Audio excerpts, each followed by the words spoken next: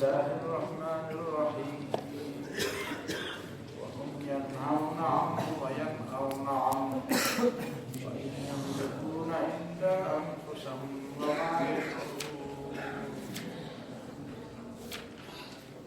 وهم ينهون عنه وينأون عنه نهى أو نهى نهي معنی ته وایي د امر په مقابله کې راځي نهى بعد نهى ينهى نائي یعنی بعید دا نائي لفظ د نائي نه دی اخیستی شوی اگر چې قریب خدا شي دا د ناعي نه اخیستی شوی نائي ناعي نعي د مړي خبر ته پښتو کې مړي خبر په پخوا نائي وړو نو په دې وجه ورته ناعي وایي الى جبريل ننعى نعى ينعى نعي الميت نو ناعي دا الفاظ د دې لغاتو تقریبا زی بل سره یو راځي عربي عبراني کلداني پښتو دا یو بل فارسي دا داسې دي لکه چې بالکل د یوې مور بچي داسې جبې دي نو ينهون عنه دا خلق منی کول کوي خلق منی کوي د پیغمبر نه یعنی دفع کوي دفاع کوي د پیغمبر دا د نبی له صلوات و سلام ترونه دی عمومي بظاهر چې په خلق په مخ کې وو نو دفاع به کول ډیره سخته ځان له بناسي بیا به وتا مخالفت کو لکه د پښتون دغه طریقه ده کنه چې خیر د خپل منځ کې په کور کې بس جګړې نو به کور دوی د کور باندې کو بار بجنګ کو پښتو کې دا متل دی کنه کور باندې کو بار بجنګ کو ندی هم داسې چلته ابو طالب په دیکھو کور کې به خدا خبره دی به دی به دې الټا کوله دی خبره دې الټا کوله چې بار به د په دفاع کې جنگ کو او کور به ورسره مخالفت کو خاص کر ابو طالب دا عبد الله ابن الزبعري دا د مکه یو سردار دی عبد الله ابن الزبعري شاعر هم دی ډېر لوی سردار دی نو ابو جهل یو ځلې وکړه چې رسول الله صلی الله علیه وسلم په منځو ولاړ دی تفسیر قرطبی په کې ښه تفصیل لیکلی چې نبی علیه الصلاة والسلام په منځو ولاړ دی وی داسې څوک نشته دی چې د نبي علیه الصلاة والسلام دا مونځ خراب نو دا عبدالله ابن الزبعري ولګېده او هلته نه یې لرې یو ګندګي راوړله او نبي علیه الصلاة والسلام باندې د پاسه واچوله رسول الله صلی الله علیه وسلم کور ته را روان شو چې دا اوبو باندې ځان وینځي صفا کړي ابو طالب له مخې له ورغی ابو طالب وی چې دا چا وکړو دا چل در سره وی دا دی عبدالله ابن الزبعري او دا دی ناشتي مکه معظمه کې حرم کې نه حرم کې به ناشتي نو ابو طالب کور ته ورغی تورې را واغسته او حرم ته راغی چې راغی نو ځینې خلک د عبدالله ابن الزبعري او ابو جهل او دا کسانو چې وکړه چې ابو طالب راغی نو دوی د سرورو ځان خویو بار ته وتل هغه وی زما د په خدای قسم چې کوم سړی د مجلس نه پاسېد نو سر ته وام کېنې په دې مجلس کې نو بیا خو چاره نشو والی نو ټول کېناست نو د چا ته حکم وکړو چې ورشئ دا لرې سپري او دا څیزونه میزونه راوړئ دا ګندګي راوړئ او په دې مجلس کې چې څومره کسان ناست دي زما په دې وراره باندې دا چل کېده او چا یې غږ نه کوه نو که چا کړی دی او که چا یې تماشه کړې ده په دې ټولو له په دې مخونو باندې دا ومږئ دې ټولو له په دې مخ باندې او پشان ومږئ رسول الله صلی الله علیه وسلم ته وی چې ستا بدل مې واغسته نبی علیہ الصلوۃ والسلام ته وی چې تر د دین زیات زما د پاره د خوشاله خبره دا و چې تا دا ایمان راوړل دا خو دې ښکارو بدل دی واغسته خو زه په دې ډېر زیات خوشاله یم چې ته ایمان راوړل نو هغه بیا ورته شعرونه ویل دي چې والله لن يصلوا الیک بجمعهم قسم می دی چې دا ټول راجم شي تا ته د لاس درونه رسي حتی وسد فی التراب دفینا چې زه په دې ځمکه کې خخ کړی شم د هغې پورې چې زه مړ شم نو بیا خو فاصدع بأمرك ما عليك عضاضة یا غضاضة کلا او کلا خپله خبره کوه څه پکې پټ پرېږده مه تا ته خپله خبره ښه په ډاګه معلومه ده چې څه ویل غواړې وابشر یا وابشر بشره یبشرون دی بشره یبشرون دی وابشر بذاک وقر منك عیونا او په دې خپل سترګې بیا خوا او په دې خوشحالي کې ته خو په دې خوشحالي کې چې د خپل دعوت کار کې الله ته خلق رابلې ته به موږ ته یعنی مور په دې خوشحالي د پیغمبر په نور څه نه خوشحالي په دې خوشحالي چې ما د الله دین ته خلق رابلې او ودعوتني وزعمت انك ناصحي تا خو ما دم دعوت راکړ او ته به دا وایې چې ته ما خیر پای نو دا خبره خو ټیک ته چې فلقد صدقت وكنت قبل امينا رښتیا دې ته مخکې نه امانتدار وعرست دينا قد عرفت بانه تامت داس دين راولان کړ زمانه قسمي زه په دې پوهیږم چې من خیر اديان البريه دينا دا د ځمکې د ټولو دینونو نه بهترین دین دی ولولا الملامة او حذار مسبة لوجدتني سمحا بذاك مبينا کچرته د ملامتیا یاره نه وي او د کنځلو یاره نه وي چې خلک به وایي چې د پلار دین یې پرېښود او د وراره دین یې اختیار کړ تا به زه لیدلی وی چې ما به ګناه او پرډا په تا سره ولاړ نو قرآن دا آیت راغی چې وهم ینهون عنه وینأون عنه وهم ینهون عنه دا خلک د پیغمبر نه خو دفاع کوي وینأون عنه په خپله ترې لرې کېږي په خپله هم خواله نه ورځي خواله ورتلل د دې دلیل دی چې ملګرتیا یې نه ویاره څوک د چا خواله نه ورځي یا د فلانکي خواله به نه ورځي نو مطلب یې دا دی چې ملګرتیا یې مه کوه یو نقطه په دې کې دا ذهن کې کېنوه چې دا مه وایه چې یو سړی دی ستا د دعوت سره متفق نه دی او ته ورته وایې چې یاره چې زما د دعوت سره متفق نه نو زما ملګرتیا هم مه کوه زموږ په برطانیه کې دا اجتماعګانې به ویل یو کس پکې صدیقي صاحب ډېر پوهه سړی او ډېر نیک صالح سړی نو هغه پکې دا نقطه وویله وایي دا برطانیه ده بې ځان له ابوطالب پیدا کړي دلته وایي دا برطانیه ده دلته ځان له ابوطالب پیدا کړي نو بیا ما ورته وویل چې یاره نقطه یې ډېره مزېداره ده مطلب یې دا دی چې دلته ځینې خلک داسې دي چې ضروري نه ده چې ته وایې چې هلکه چې ملګرتیا مې نه کوې خبره مې نه منې نو ډله کې نه بس خبره دې نه منې که منې خو دا دا هغه کار خو که ستا نه دفاع کوي داسې ډېر خلک شته په غیر مسلمو کې دا اوس دا جارج ګیلوی چې دی تاسو مې نوم اورېدلی کوم خلک چې د دې برطانیې د دې سیزونو نه خبر را خبرې ځان خبرې را خبرې نو هغه پېژني جارج ګیلوی یو لوی نوم دی هلته ایم پي دی ممبر اف پارلیمنټ هغه مسلمان نه دی ظاهر مسلمان که په پټ مسلمان وي به والله اعلم دې برطانیې او امریکې والا کې دا کوم عالم دا یو چلم دی پکې چې هغه مسلمان وي خو هغه داسې په ښکاره وایي نه ځان په خلکو نه پوهه ته پته ده چې یاره اوس دا خلک به زما ما ته به داسې څه مسلې را پیدا کړي چې بیا به داسې نه شم او داسې ځای شته چې هغه ما وساتي نو داسې په هندوستان کې هم داسې خلک شته چې هغه حقیقت کې دي مسلمانان او خلک یې راټینګي نو هغه ورته وایي چې یاره ته د چا نه څه خبره یې بس پرېږده په خپله خبره نو هغه ځکه چې ایمان په حقیقت کې هغه د زړه منلو ته وایي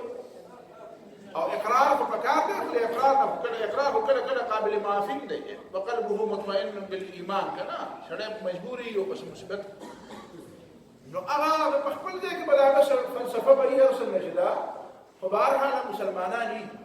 نو دا جارج ګیلوی چې دی دا همیشه د مسلمانانو مرسته او حمایت کوي د عراق د مسلمانانو د افغانستان د فلسطین د ټولو دنیا چېرته چې به مسلمانانو باندې بده ورځ راغلي به دی به هلته په پارلیمنټ کې ودرېږي او دومره سیده په سیده خبره کوي حق خبره نیغ په نیغه ښه په جرأت سره ښه په عظمت په لویو لویو جلسو کې خطاب کوي د مسلمانانو ملګرتیا نو تاسو مه وایئ چې هلکه ته ښه سړی نه یې ولا چې نه منې نو زموږ ملګرتیا مه کوه نه بس کوي دي که نه ملګرتیا چې هغه وایي زه ملګرتیا کوم نو ته یې ولې منې دا اگر چې ورسره وإن يهلكون إلا أنفسهم ورسل الله بل آية وما الحياة الدنيا إلا لعب ولهو وللدار الآخرة خير للذين يتقون أفلا تعقلون وما الحیات الدنیا او نه دا موجوده ژوند. ګوره چلاشي بابا زموږ ښه دوست دی نو هغه ما سره په دې کې مخته ما ته وایي چې ته دا ترجمه کې الحیات الدنیا د موصوف صفت ترجمه کې هر څوک د موصوف صفت ترجمه نه کوي نو مې دا د موصوف صفت وای خلک په دې جوړه د اضافت ترجمه کوي نو ما نه ته پیدا شي ترجمه نه کوم ژوند د دنیا وې دا ټول خلک دا ترجمه کوي ما چې دا غلط نه وایم خو دا ما په دې ترجمه دا څنګه دا ما په دې باندې ترجمه دا دی دا دنیا یا د دنا یدنون ده یا د دنا انا ده دوالو کې معنا کې فرق دی دنا یدنو قرب ته وي دناءت رزالت ته وي نو الحیات موصوف ده او الدنیا صفت ده داسې ژوند چې هغه قریب دی یا هغه داسې ژوند چې هغه ډېر حقیر دی حقیر ژوند دی دې دنیا دې ژوند ته الله تعالی مطلقاً ژوند نه دی ویلي دا چې کوم ذکر کړل دا ژوند چې ما او تاسو کوم ژوند دی په دې ځمکه چې کوم ژوند خلق تیری د مرګ نه مخکې دې ته الله تعالی مطلقاً ژوند نه دی ویلي د آخرت ته دې مطلقاً ژوند ویلي یا لیتنی قدمت لحیاتی يقول يا ليتني قدمت لحياتي انا حياتي وان الدار الاخره لهي الحيوان انا حياتي انا الحياه مطلقا دي مطلقا حياه ندي دي سره لازمه الدنيا له ولد نو مطلب دا دی چې دا حیات دی خدا قریب دی یعنی نقد دی یعنی نږدې دی دا بعد او نږدې دا بعد او قرب دلته مطلب ته دی د دې رتبه په لحاظ سره وته وي دا بعد او قرب تاسو به خبره پوهیږئ کنه هغه ذالک الکتاب کې مې د نقطه ویلې ذالک ذا للقريب ذاك للمتوسط ذلك للبعيد ذلك الكتاب اللغوي معناه سره الكتاب نمو ترجمه دا کتاب ترجمه ټیک دا کتاب خو ذهن کې باندې دا خبره وسره ناشته چې دا کتاب ولې مرتبه په لحاظ سره ډېر لري زمانہ او سره ډېر لري په څه معنا باندې یعنی مرتبه زمانہ اسم مخلوق یا ما او دا د خالق صفت دی او کلام الله دی د دې خو مثال نشته په دنیا کې د باقي ټول څه مثال شته کعبه د ګړو او د خاورو نه جوړه انبیاء یو بل مثال رسولان رسول په دنیا کې یو نه دی یا هر رسول د بل رسول ټول رسولان یو شان قد خلت من قبله الرسل وما كنت بدعا من الرسل فرسولان بقصة عشنا نه رسولان مخکې تیر شوي خو قرآن چې دی د الله تعالی کتاب چې دی مثال نشته دا کلام الله دی دا مخلوق نه دی نو ذالک دا ستا د دې په منځ کې ډېره فاصله ده دا ستا هدایت مطلوب دی که ستا هدایت مطلوب نه وي نو دا کتاب ستا په لاس کې به دا به ستا دا ژبه به په دې خوځېده تا به د دې به هغه حروفو له ګوتې وروړې تا به د دې تلاوت کولی وې څنګه به دې کړی دا ستا هدایت مطلوب دی ځکه الله تعالی د هغه خپلو صفاتو نه یو صفت هغې له یو داسې وجود ورکړو چې ته د هغې تلفظ هم کولی شي ته هغه اورېدی هم شي ته په هغې تلفظ کې ته هغه یادې ته هغه وې نور حقیقت کې دا ذهن کې کېنه وه چې ذالکه دا ستا او د دې په منځ کې ډېره فاصله ده نو دا بعد رتبي دی مرتبه اوچته نو دنیا الحیات الدنیا دا ژوند ډېر نږدې دی دا تا ته ډېر نږدې دی دې معنا داسې مرتبه نشته داسې حیثیت نشته د دې ژوند څه حیثیت نشته د آخرت د ژوند په مقابله کې بلکې د انسان د حیثیت په مقابله کې دا دواړه خبرې ذهن کې کېنوه د انسان چې څومره لوړه مرتبه ده د هغې په مقابله کې چې هغې ته چې وګورې او دې دنیا ته وګورې نو دا دنیا د انسان د مرتبې نه ډېره لاندې ده یو حدیث کې راځي ما یو 20 کاله خو به نه کېږي 10 کاله مې کېږي مې کتلی وم اوس پسې ګرځم چې دا مې کوم ځای کتلی وم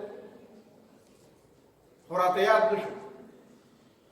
چې الله تعالی په جنت کې یو جنتي راوړي غالبا د امام سیوطي په دې کتاب کې مې کتلی او داسې غالب ګمان مې راځي د الجامع الصغیر کې مې کتلی خو بیا مې په دې پیدا نه کوم ځای شپږ جلد کتاب دی د امام مناوي په دې شرح باندې فیض القدیر د امام مناوي شرح ده نو مناوي شرح یې والا نسخه ما سره ده دا شپږ جلد دي نو هغې کې مې کوم ځای کتلی چې الله تعالی یو بنده ځان ته راوړي بیا به ورته خپل نعمتونه مو وي بیا به ورته وایي چې بنده ګوره تاسو داسې کارونه هم دي کړي دي خو هغه مې درته معاف کړي دي نو بیا به هغه بنده ته وایي چې اوس خو مې ته وبخلې اوس وایي چې تا له څه درکړم نو دی به ورته وایي زما هم په ذهن کې مخکې دا خبر راته دا حدیث مې وکتل ما ته ډېر زیات ناشنا ښکاره دی وایي چې الله تعالی تا چې د اولني انسان نه واله تر د اخرني انسانه پورې څومره انسانانو له څومره خوشحالۍ په شریکه ورکړي ټول دنیا انسانانو د اول انسان نه نیولې د اخره نو دا یوازې په یوازې مال اسی تاسو اندازه ولګوئ چې د ټول دنیا د انسانانو خوشحالۍ به یو کس ته ورکړي نو به څنګه ټول دنیا پرېږده چې تعالی د دې ټول ذلدیر د انسانانو خوشحالۍ ته په یوازې درکړي نو څنګه چل دی بیا به زموږ سلام والي نو دی به وایي چې خدایه د دې ټولې دنیا نو الله تعالی به ورته وایي چې یا بنده تا نه ځان وپېژندو نه دې زه وپېژندم تا نه ځان وپېژندو او نه دې زه وپېژندم ما سره چې کومه خوشحالۍ وي د دې نه ډېر دا خو سره خوشحالي نه ده دا تا چې کومه وکړه دا خوشحالي نه ده دا تا کومه وکړه دا خو فاني خوشحالۍ وي د دې ټولې دنیا انسانانو ته چې مې ورکړ دا فاني وي د دې څه حیثیت نه و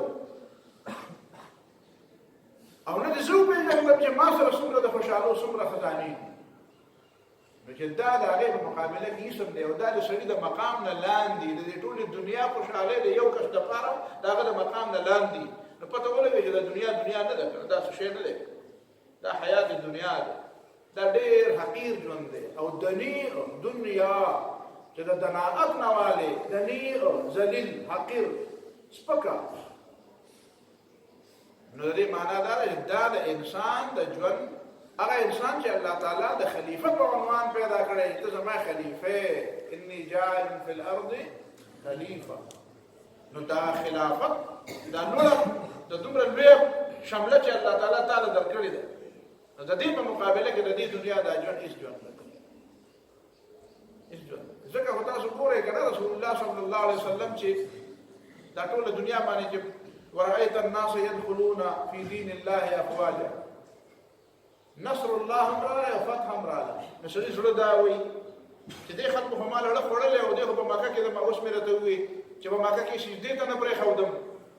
او اوس دا ټول جزیرة العرب د اسلام او لا اله الا الله او د الله اکبر نعرې دي او حقوق الله او حقوق العباد دي او صفایي ده او طهارت دی او عدل دی او امن دی او انصاف دی او د خدای بندګي ده او بهترین اخلاق دي نو سړي زړه خدا غواړي چې تماشه مې کولی اوس چې مو د ډډه لګولې وي او دا تماشه او دې له مې خوند اخیستی خو د دې باوجود چې الله تعالی نبي علیه الصلوة والسلام ته وایي چې وایه او دنیا کې پاتې کېدل غواړې که بر راتلل غواړې نو هغه وایي اللهم الرفیق الاعلی دا هغه په دې پوهېږي که نه الله تعالی ورته وایي چې فسبح بحمد ربک واستغفر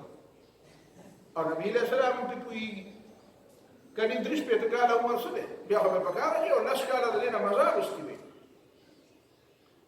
یو لس کاله به د دې نه مزه اخیستې وي چې دا ټوله دنیا وګوره ورته دا فوجونه هلته زیوال دنه خلک راغله او هلته راغله روم فتح شو ایران فتح شو هغه ملک فتح شو نو دې نه خو مزه اخیستل غواړي لیکن هغه نبي علیه السلام وویل اللهم الرفیق الاعلی او یوازې پیغمبر ته حضرت فاطمه رضی الله تعالی عنها پې پوهه ده مشهور حدیث دی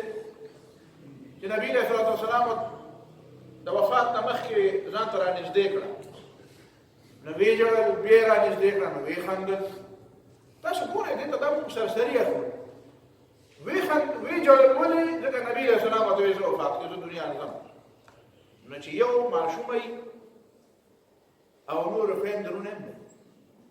او یو پلار داسې پلار د پیغمبر علیه السلام په شانې پلار به بل کس دی چې پلار هم یو پیغمبر او هغه د دنیا نه ځي او ماشومه یتیمه کېږي مطلب دا خو یتیم بالغه وه خو داسې یتیم خو نه پلار سایه خو د سړي نه لاړی شي خو د لوی سړی هم د پلار سایه ته لاړی شي دا خو چا سره احساس او بیا د نبي علیه السلام نو جاړي د دغه ژړا په موقع باندې چې بیا ورته رانږدې کړي بیا خاندي نو څه ډرامه خو نه کوي که نه چې د پلار د مرګ واوري نو عین په دې وخت کې د خندا کومه خبره ده چې د پلار د مرګ باندې سړی ژړا کوي او بیا په هغه وخت کې فوراً خاندي نو چې حضرت عائشہ رضی الله تعالی عنها بیا تاسو کو بیا وته واسطه ورکړه چې ګوره مور خو دې یم راته وایي نو دې خبره راته دا اوله راته دا وایي او فاطمه راته دا وایي چې ما پسې به فورا تر راځي په ما پسې به زر تمرې په ما پسې زما په خاندان کې به تر ټول اول ما ته ملاوي نو چې چاته د مر خبر ملاو شي نه خوشحالي ته خاندي که هغه بیا ښه جاري بیا خو په کار چې ته به مرې نو بیا به یې چغې وه مخکې کې چغې نه واله بیا به یې چغې وه نو دا وه چې خلا زما پکې مرمه او زما ممې له دغه مره ومري په دې ځوانۍ کې به زه مرم نه به خاندي نو تاسو ته داسې مؤمن ځکه زه چې چېرته داسې مجلس کې خبرې کوم چې په هغې کې دا نور طبقې وي که نه دا سیکولرست پکې وي نو زه ورته وایم چې په دې خبره صرف مؤمن پوهېږي په دې باندې څوک مؤمن نه پوهېږي په دې مؤمن پوهېږي صرف چې مرګ ته خوشحالي مرګ ته دا سورة یوسف چې تا ته مامې مکي سورت دی نو هغه څه وایي رب قد آتیتني من الملک وعلمتني من تعبیر الاحاديث فاطر السماوات والارض انت ولي في الدنيا والاخره توفني مسلما والحقني بالصالحين چې پیل ته ورسي هغه یوسف علیه السلام هم د دنیا په حقیقت کې پوه دی نو هغه تخت ملاو شي رأيت 11 كوكبا والشمس والقمر رأيتهم لي ساجدين أو هذا تعبير رؤياي من قبل قد جعلها ربي حقا چې د خوب تعبیر راشي نو سړی وایي چې د خوب تعبیر راغی خو بیا مزې کوه بیا خو پکار ده چې اوس ته خوند واخلې چې هغه د چېرته هغه د ماشومانو د کنعان زمانه چېرته هغه د کوهي دور چېرته هغه د جیل زمانه او اوس په مزیدي تخت دی او بادشاهي ده نو بیا پکاره سړی ته مزې والي خو چې نه دغه وخت راشي نو هغه وایي توفني مسلما والحقني بالصالحين نو دی باندې خو صرف مؤمن پوهېږي ځکه چې هغه په دې پوهېږي چې دا الحیات الدنیا دا زما د مزاج زما د فطرت زما د طبیعت زما د ذهن او د فکر او زما د عقیدې مطابق دا ژوند نه دی بدلته خو ځکه یو چې ځان نه مرۍ نه نیسو ځکه چې الله تعالی ازمایښت لپاره پیدا کړي یو نو یو نور حقیقت کې خدا ژوند خو نه دی په دې ژوند خو هغه دی نو دا ځکه وی الحیات الدنیا وما الحياة الدنيا إلا لعب ولهو لعب أو لهو بظاهر کو یو شیخ کاری کلهم فرق پکې په دې لعبون کې زموږ په پښتو کې چې موږ د لوبه وایو نو لعبه او لوبه نو غالب ګمان دا شیخ کاری چې دا لعب دا هغه لوبه ده چې دا کوم د کشر عمر خلک یا عملی کوم شی کوي لکه نن سبا دا کبډي دا او بال دی او دا دی او منډي دی او ها هغه د یوسف علیه السلام رونه پلار څه چې ارسله معنا غدا يرتع ويلعب او لهو چې دا د سنجیده خلکو هغه عمل ته وي اگر چې به کې عمل دی خو د سنجیده خلکو هغه کار ته وایي چې کوم شی هغه د هغې د مناسب کار نه غافله کوي لهو ومن الناس من یشري لهو الحديث ليضل عن سبيل الله لهو معنا هغه لهو هغه ته وایي چې د الکانو په ځای د غیر سنجیده خلکو په ځای باندې د سنجیده خلکو هغه عمل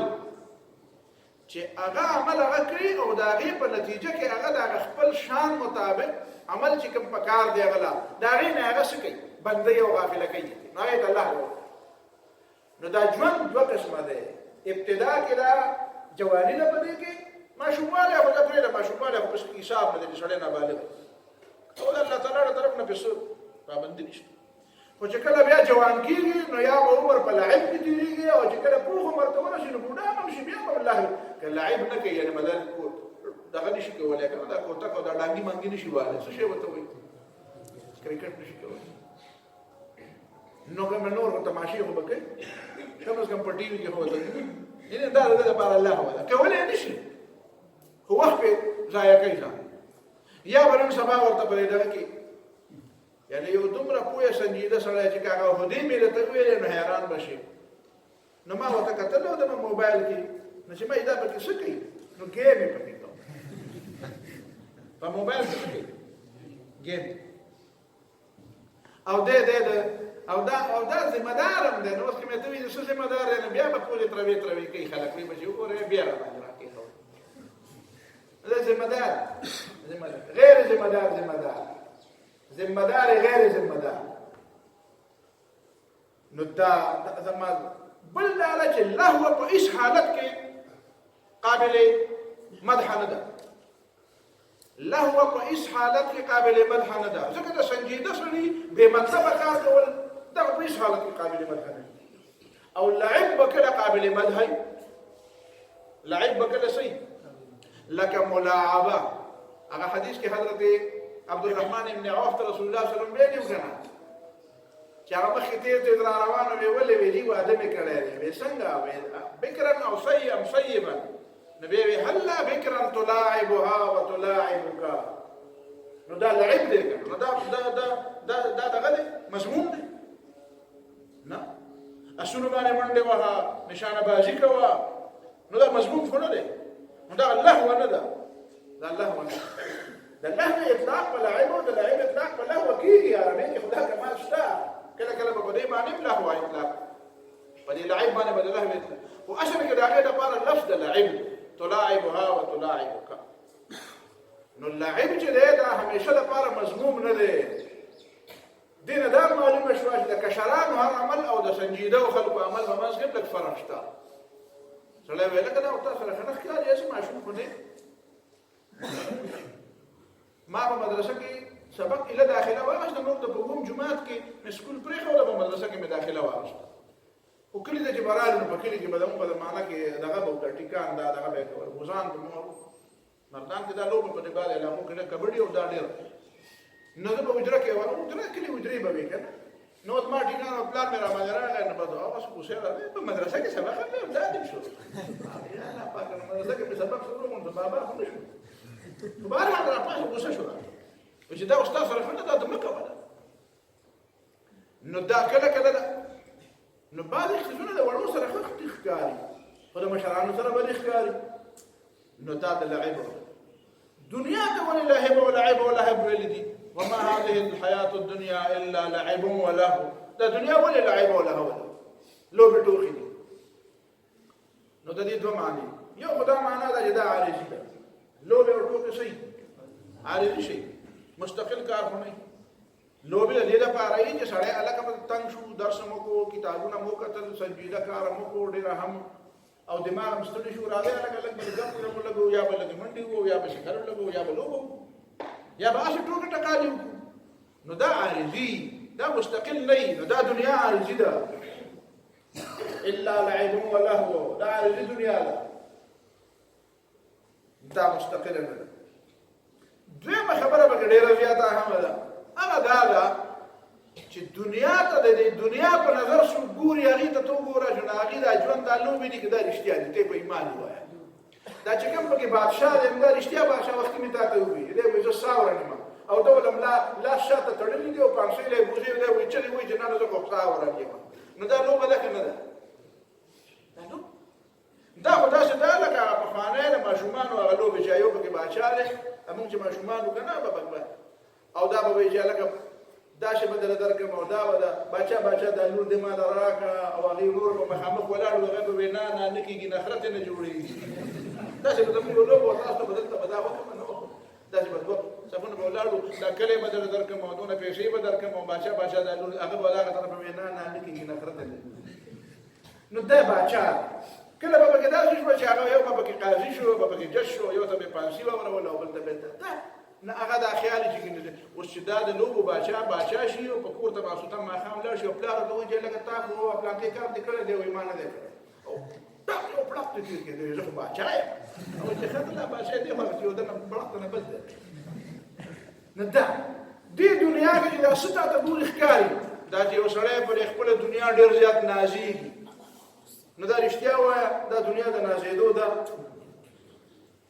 نو دا خو لوبه ده. دا یو چې هغلته کښېني او څوک وایي زه به دا وکړم. زمونږ په کلي کې پخوا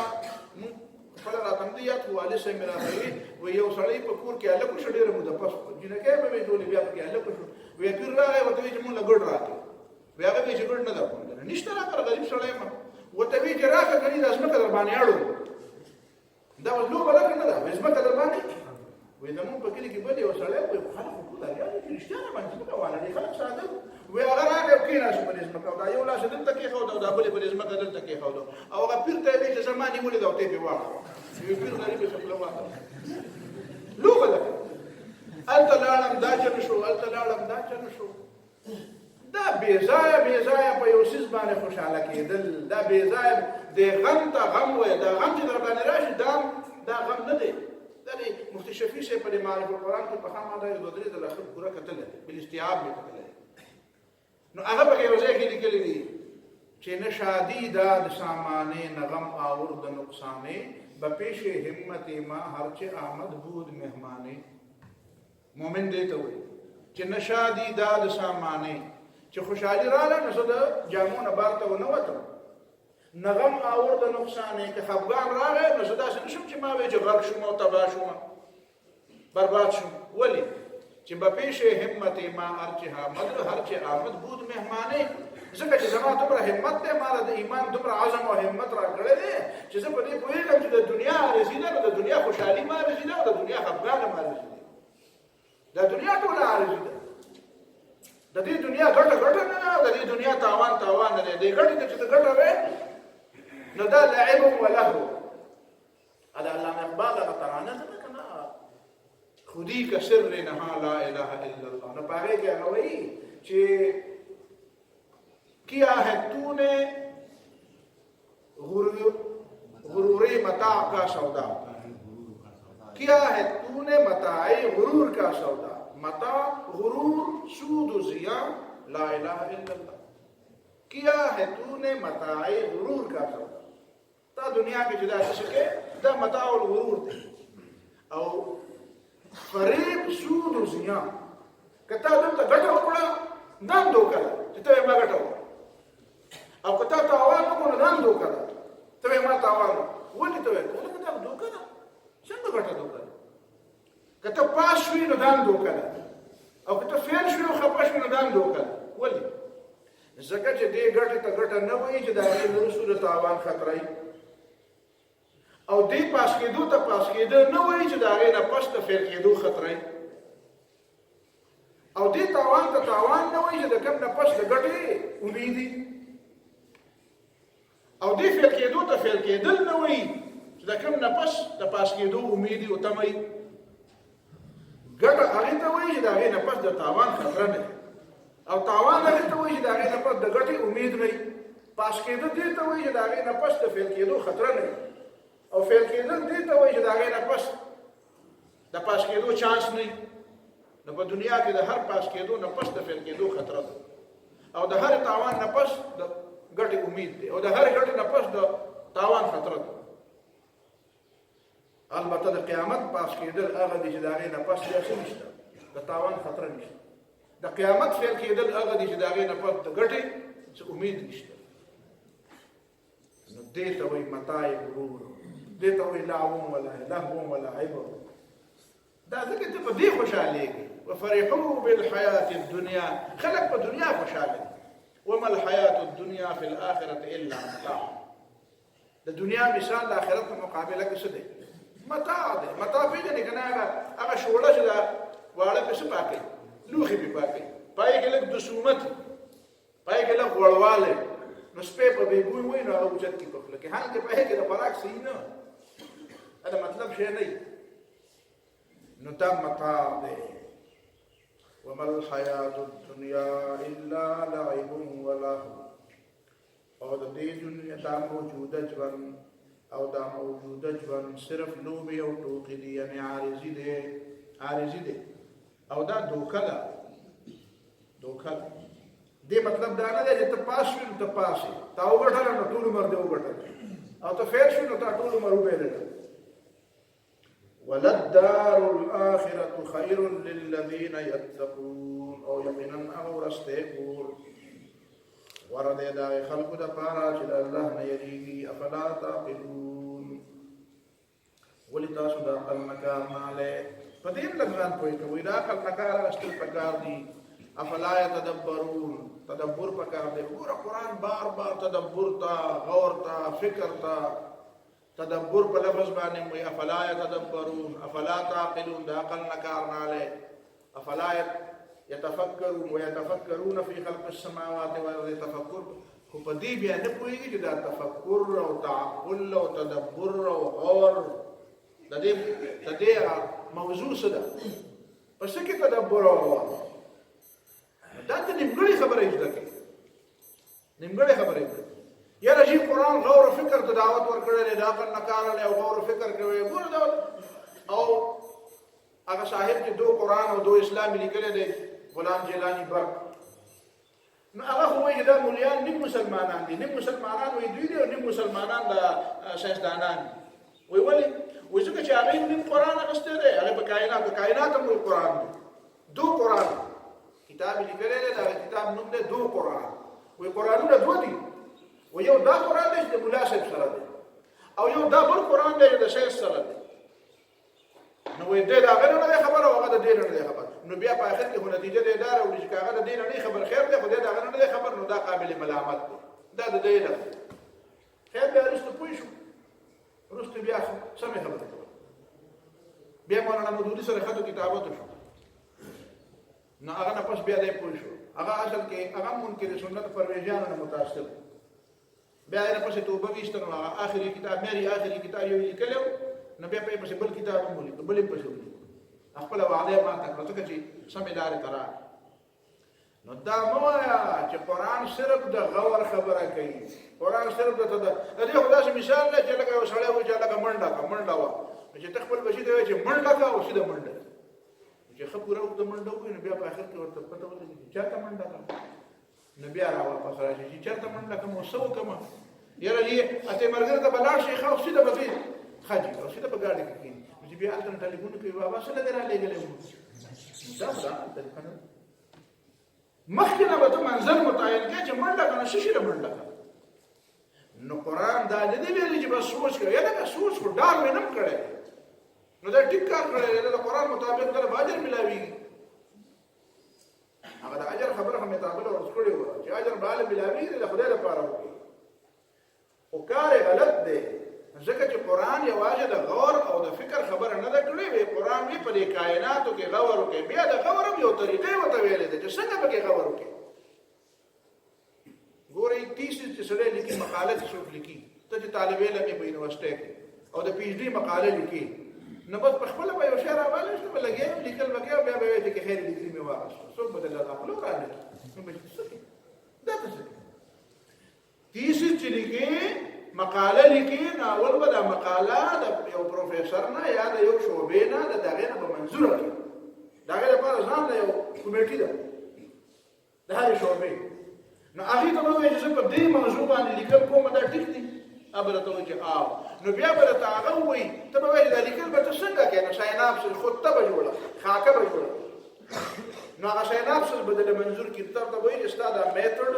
ستا دا طریقه دا غلطه ده دا طریقه د داسې نه ده د تحقیق دا طریقه به داسې طریقه باندې به تحقیق کوي بیا به د هغه په نګرانۍ کې تحقیق کوي د یو استاد د یو پروفیسر په نګرانۍ کې به تحقیق کوي نو دا قرآن داسې کتاب دی چې ته به پکې بس لګیا ده نه پکې لګیا اوسه نه جي دا به په یو نګرانۍ کې کوي دا به یو موضوع تحت کې دا به ستا یو ټاپک ستا به یو موضوع دا هغې لپاره به ځان داسې اصول دي حتی چې دا کوې ته به کوم کتابونه وله ګورې څه به وله ګورې دې نه مخکې دا کار چا کړی دی هغه به ګورې مخکې نو قرآن درته وایي چې غور کوه قرآن درته وایي چې عقل نه کار اله قرآن درته وایي په دې کائناتو کې م سوچ کوه په څنګه سوچ کوه وایي ان فی خلق السماوات والارض واختلاف الليل والنهار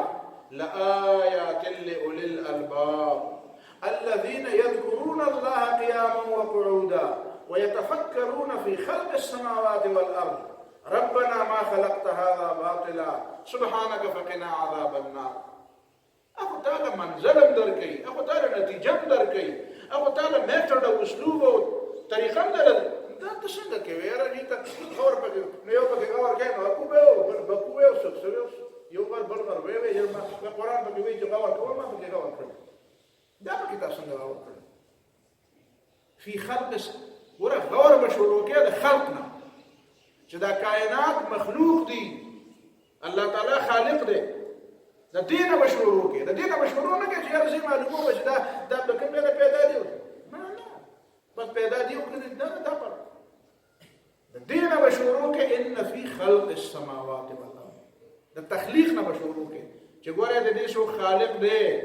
هغه پیدا کړی دی، بیا زه د هغه بندې ما او د دې منهج،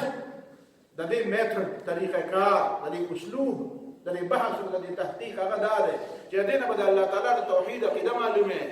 بیا به د دې په نتیجه کې ستا په زړه کې د خدای نه یره پیدا کېږي. انما یخشى الله من عباده العلماء. که ستا په زړه کې که ستا توحید ته ونه رسېږي، که ستا په زړه کې د الله تعالی نه یره پیدا نه شوه، که تا الله تعالی ته لاس اوچت نه کړه دعا، نو بیا خو ستا تحقیق هېڅ پیدا نه کړه. دا واسې هندو ستړی او خدای ناراض، تا ولې ځان ستړی؟ نو یاره جي تحقیق به کومه، خلقه خدای پاک وایي چې سوچ کوه، خدای پاک وایي سوچ کوه، خو داسې سوچ کوه چې دا د الله تعالی مخلوق دی. ته به پکې داسې سوچ کوې چې دا د الله تعالی نه بغیر پیدا دی. ده دا فرض کړی دی چې نعوذ بالله د دې کائناتو خالق نشته، او که چېرته شته نو د هغه پکې کار هم نشته. دا غور خو غور نه دی. دا د دې نسبت قرآن ته مه کوه. قرآن باندې دا الزام مه لګوه چې دا د قرآن د وجې، ته د قرآن د وجې نه کوې، بل څه د وجې نه به کوې، ځان له به څه کاروبار کوې. که د قرآن د وجې نه غور کې، نو په کائناتو کې به د غور بنیاد ستا صحیح چې ته به د دې نه سوچ کې چې دا کائنات مخلوق دي او زه پکې مخلوق یم. چې مخلوق یم نو زه به چا پیدا کړی یم، د څه مقصد دپاره به پیدا کړی یم، زما به څه حدود و قیود دي، زما به څه معال و مرجع وي. دا د اسلام فلسفه خو دا ده، ابتدا او انتها. دا د مرګ په وخت کې چې دا مصیبت راشي که نه، په خو یوازې د مرګ هر مصیبت دپاره انا لله و انا الیه راجعون. بل مې درته وضاحت چې مبدا او منتها، وان الى ربک المنتهى، وان الى ربک المنتهى. په دې به ځان پوهېږي چې کائنات پیدا د کوم ځای نه دي، را روان د کوم ځای نه دي، او ځي به کوم ځای ته، اخرنی منزل کوم یو دی. نو دی خو چې تحقیق شروع کړي، نو دی وایي به نعوذ بالله هغه اصطلاح یې اوس نوی په چې څه وایي، وایي انسان منتها ده. نعوذ بالله انسان، الله تعالی وایي ان الى ربک المنتهى، منتها الله تعالی. دا تخدیر دی په دې نه دی پوهه. افلا تعقلوا، عقل نه کار واله، خو د الله چې ته وایي په دې کې عقل چلاوه. دا عقل نه په دې کار واله، د الله تعالی چې څه وایي په دې ځان پوهېږي، چې دا پیغمبر چې څه وایي په دې ځان پوهېږي. عقل نه کار اخیستل ټیک هم دي او ټیک نه هم دي، سم کار ته اخلي. صرف د عقل نه کار وي نو دا صرف د عقل نه کار دی، نو بیا خو کار خراب. څنګه خراب؟ ما ورته وایي چې عقل څنګه شی دی، ښه شی دی که خراب دی؟ ډېر ښه شی دی، زه هم یم ډېر ښه شی دی. ورکوټی شی دی که غټ شی دی؟ مې خبره ده که عقل غټ دی، عقل غټ دا اتین هم غټ ښه دي چې غټ شی دی. نو دا راته ووایه چې اتي را پرانستی شي او بریکې نه وي او ګڼ خلک ناشي، نو څنګه چل به وکړي؟ خلک به وچلوي که به ونه چلوي؟ نو چې ته ما ته وایې چې عقل د اتي نه غټ دی، نو د عقل بریک شته؟ تاسو ما ته ووایه د عقل بریکونه څه دي؟ د عقل کم بریک دی؟ یاره د جدید فلسفې د یورپ د فلسفې بریک کم دی؟ د ساینس بریک څه دی؟ د ساینس بریک څه دی؟ نشته جي. ځکه زه تا ته وایم چې په دې ځان پوهوه چې کوم شی څومره ډېر زیات طاقتور وي، نو د هغې بریکونه هم طاقتور پکار دي. په ریلګاډي کې د سایکل بریکونه نه لګي، ریلګاډي د سایکل نه ډېر زیات مضبوط بریکونه پکار دي. که ته په ریلګاډي کې د سایکل بریک ولګې، د سایکل نه که د شنټیریز ګاډي بریک پکې ولګې، هم کار به خراب. او که سایکل بې بریکه شي نو څومره نقصان به وکړي، خو چې ریلګاډی بریک خراب شي نو بیا به څومره نقصان کوي. نو د عقل بریکونه کوم دي بیا؟ چې څومره شی غټ دی نو دومره د هغې نقصانات هم غټ دي که د هغې بریکونه نه وي. نو دا وحي د دې عقل بریکونه دي. نو که ته د عقل ته د وحي بریک ونه لګوې، نو بیا به دې د عقل تباه کړي، بیا به دې برباد کړي، بیا به دې په شړو سر کړي. دا خلک ولې په شړو؟ ولې دا ډارون لیونی و؟ دا ډارون لیونی خو نه و چې ده دا ګډې وډبې. دا نور څومره فرق دا روس و، دا لیوني دي؟ نه جي دا هوښیاران و. دا خو د عقل بریک نه و، د عقل بریک نه و. نو وحي د دې دپاره دا چې په دې باندې به عقل له بریکونه ورکوي. دا به دا به بغړې وړي دی ويرجي عقل خدا سي وای نو عقل دا سي وای خو عقل خدا شیطان هغه چې برخي نو غار کې کده اسمان نه کتر راوچو پر راوړل چو جنت نه کتر راځو دا څه کوي خدا عقل برخ نو منه دا خدای پاک چې وته کوم برخونه ورکول هغه نه منه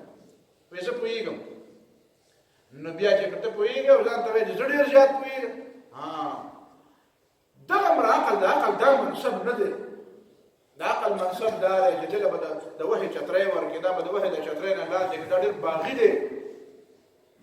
خیرت واقف نہیں ہے نیک و بد سے بڑی جاتی ہے ظالم اپنی حد سے عقل پته ودري نه دا باغی دی دا خدا سپسارو کې د ساروي نشته دی چې هغه دونه نقصان عقل چې بې لګام شي بڑی اور د مزاج دا دی د عقل مزاج دا دی بڑی جاتی ہے ظالم اپنی حد سے دے پسے ٹنگی نه ده مخکې منډه وي خدایا مجھ کو یہ کیا ہو گیا ہے خیرت بیزار دل سے دلستر نو عقل لما دون آزادی نه ورکې دون آزادی بوله نه ورکې چې دی بالکل زیرو اخره پورې ارزښت لري او بیا د تباهي کوي دا الله تعالی چې انسان ته خلیفه ویلی نو ته څه وایې چې دله بیا څه نه ورکړي الله چې انسان ته خلیفه ویلی نو دله ډېر بې صلاحیتونه ورکړي دي دی خو د خدای دعوت کولی شي نو دا په څه بنیاد کوي خو دا په بنیاد کوي د زور په بنیاد کوي